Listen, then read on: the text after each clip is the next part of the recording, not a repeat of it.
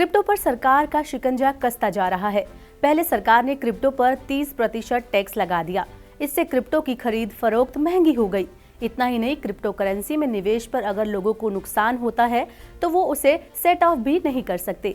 इतना काफी नहीं था कि अब बैंकों ने भी क्रिप्टो से हाथ पीछे खींचने शुरू कर दिए हैं। यानी अब लोगों के लिए क्रिप्टो खरीदना भी मुश्किल होता जा रहा है। यूपीआई हो या IMPS, RTGS हो या फिर NEFT, लोग किसी भी जरिए अब क्रिप्टो खरीद नहीं पा रहे। क्रिप्टो खरीदने वाले लोग अब परेशान हो रहे हैं। वो जाएं तो जाए कहाँ और क्रिप्टो खरीदे तो कैसे खरीदे, ये बड़ा सवाल है। आप सोच रहे होंगे कि आखिर ये माजरा है क्या। चलिए आपको पूरी कहानी बताते हैं। दरअसल भारत की क्रिप्टो पॉलिसी अभी तक स्पष्ट नहीं है। सरकार व रेगुलेटरी बॉडी भारतीय रुपए यानी INR के जरिए इन वर्चुअल डिजिटल एसेट में निवेश को मुश्किल बनाने की कोशिश कर रहे हैं। इसकी वजह से ही अब निवेशकों के लिए क्रिप्टो करेंसी में निवेश मुश्किल होता जा रहा है।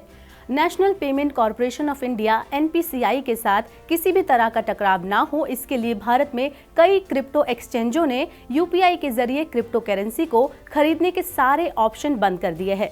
NPCI ने अभी हाल ही में कहा था कि उसे देश में किसी भी क्रिप्टो एक्सचेंज द्वारा UPI के जरिए लेन देन किए जाने की कोई भी जानकारी नहीं है। NPCI के इस बयान के बाद ही पेमेंट वॉलेट मोबीक्विक ने एक्सचेंजों पर क्रिप्टो ट्रेडिंग को सपोर्ट करना बंद कर दिया। इसके पहले लोग UPI के जरिए मोबीक्विक वॉलेट में पैसा जमा करके क्रिप्टो खरीद सकते थे।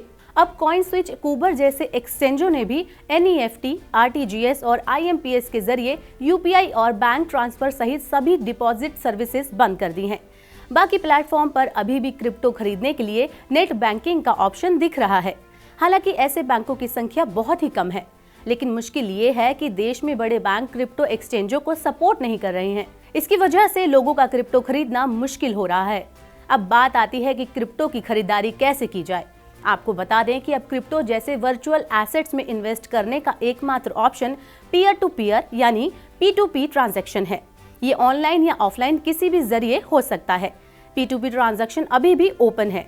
जब RBI ने साल 2018 में क्रिप्टो के सभी बैंकिंग चैनलों पर बैन लगाया था, तब भी एक्सचेंज P2P के माध्यम से चल रहे थे। चलते चलते चलिए ये भी आपको बता देते हैं कि क्रिप्टो करेंसी का मार्केट कैपिटलाइजेशन कितना है। साल 2021 की बात करें तो क्रिप्टो करेंसी की मार्केट कैपिटलाइजेशन $800 अरब थी, जो अब साल 2022 के करीब पहुंचते पहुंचते 3 गुना बढ़कर $2.25 खरब तक पहुंच गई है। अभी लगभग 16,000 डिजिटल कॉइन चलन में है।